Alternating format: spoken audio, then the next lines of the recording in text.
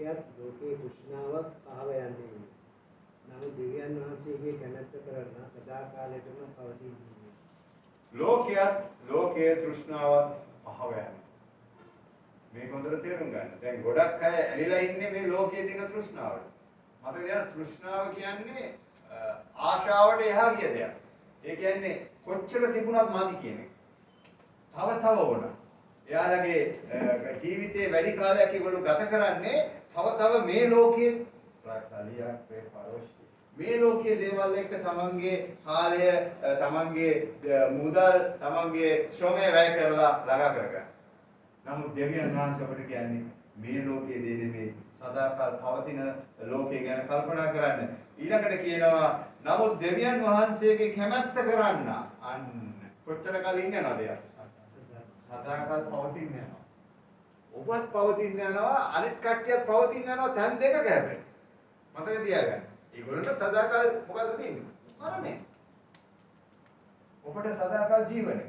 ඉතින් මේ දෙක වෙන් කරගන්නයි ඔබ මේ පොළවේදී තීරණ ගන්නවා. දෙවියන් වහන්සේ කියනවා මම ඔබේ ඉදිරියේ නපුරක් කියලා තිනවා, යහපතක් කියලා තිනවා. අද ඔබ පොළොවන්නේ නපුර කෙරේ.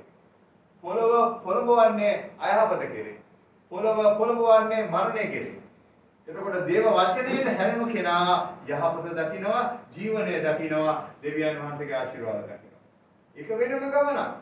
අරකයි මේකයි එකට යන්න බෑ.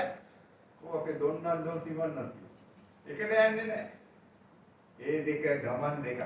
ඒකයි දෙවියන් වහන්සේ කියන්නේ ඔබ උෂ්ණව සීතලව දෙපැත්තටම නැතුව ඉන්න. එහෙම ඉන්න බෑ. එක්ක ඔබ උෂ්ණව ඉන්න ඕන, එක්ක ඔබ සීතලව ඉන්න. දෙකක් තෝරගන්න බෑ. ඒකයි මම කියන්නේ ක්‍රිස්තුස් වහන්සේට එක් වූ තැනැත්තේ එක ආත්මයක්. ඒතකොට යේසුස් වහන්සේ කොහොමද හැසිරුනේ? අපිත් එහෙම හැසිරෙන්න ඕන. දෙවියන් වහන්සේ මොකද්ද කැමති වෙන්නේ? අපි ඒ දේ කරන්න ඕන. අපිට තියෙන උන්වහන්සේගේ ආත්මය. ඒතර උන්වහන්සේගේ රස තමයි අපේ රස. උන්වහන්සේගේ කැමැත්ත තමයි අපේ කැමැත්ත. උන්වහන්සේගේ ආශාව තමයි අපේ ආශාව. අපි 17 වෙනි පදයේ කිය පොඩ්ඩක් බලන්න 16 වෙනි පදයේ කියන කතාව. මක්නිසාද ලෝකයේ තිබෙන සියල්ල. මන්න ලෝකයේ තිබෙන දේට නැවත ඔබ පෙන්නනවා. බලන්න මෙතන අහුවෙන්න එපා. මොකක්ද ඒවා? එනම් මාංශයේ තෘෂ්ණාව. ඒ කියන්නේ මාංශයට දේවල් වල ලැබීම ඉවරයක් නැහැ. ඉවරයක් නැහැ. unlimited desire. ඒ කියන්නේ ඔබට තව ඕන තෘප්තිමත් භාවයක් නැහැ. ඒකයි යේසුස් වහන්සේ කියන්නේ පිපාසා ඇත්තවෝ මා ළඟට ඇවිත් බීවාවේ. අන්න ඒකෙන් බිව්වම, දේව වචනයෙන් බිව්වම යේසුස් වහන්සේ ඉගෙන ගත්තම ඔබ ක්‍රමානුකූලව මේ ලෝකයේ පිටිපස්සේ දුවන තෘෂ්ණාවෙන් එළියට එනවා. ඊට පස්සේ ඔබට ක්‍රිස්තුස් වහන්සේ සමග එක්සිට්ව ගමන් කරන්න පුළුවන් සහනයක් එනවා. සමාදානයක් එනවා. පළවෙනි තිමෝති 6:6 කියනවා ලද දෙයින් සතුටු වීම සමග භක්තිවන්තකම මහත් ලාභයක්. Contentment and godliness is a great gain. ඒක අති විශාල ලබා ගැනීම. නමුත් මිනිස්සු දුවන්නේ මාංශයේ තෘෂ්ණාව පිටිපස්සේ. මම ආයෙත් කියනවා තෘෂ්ණාව කියන්නේ ආශාවෙන් එහා ගිය ලොකු ගනුදෙනුවක්. උන්වහන්සේ කියන්නේ ඔබ ලද දේ සතුටු වෙන්න. මේක දේව කැමැත්ත. ඊට පස්සේ කියනවා අස්වල තෘෂ්ණාව. බලුවා හරි බලාගෙන ඉන්න. තව ඕන ඉවරයක් නැහැ. ඊට පස්සේ මොකද කියන්නේ? ජීවිතය අහංකාරකම.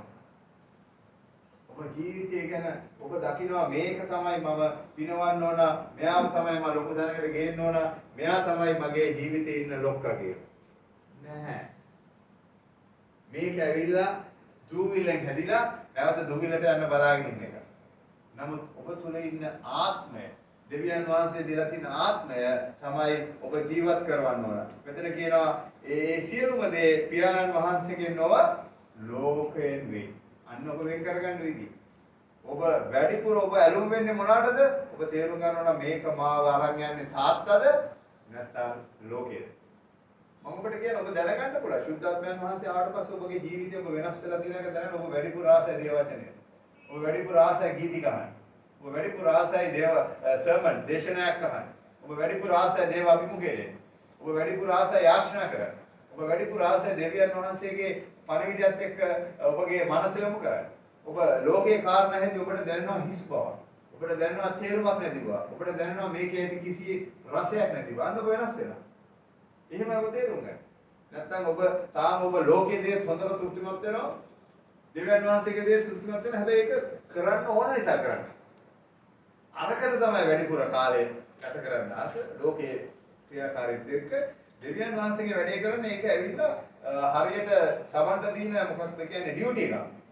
වගේ රාජකාරියක් ඇවිල්ලා. ඒක මුළු අතුලෙන් වෙන දෙයක් නෙමෙයි.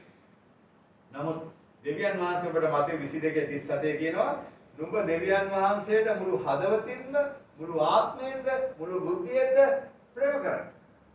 උන්වහන්සේ කියනවා ඔයා භාගෙට බෑ වැඩේ කරලා. මාට ඔයාව 100%ක් ඕන.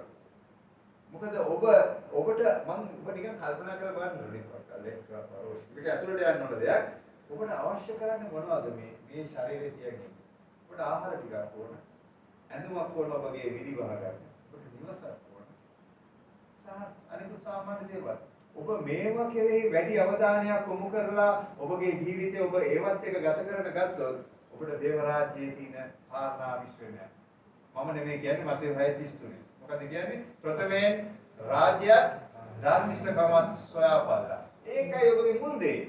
එවිට මේ දේවලුත් උඹලාට දෙනු ලැබේ.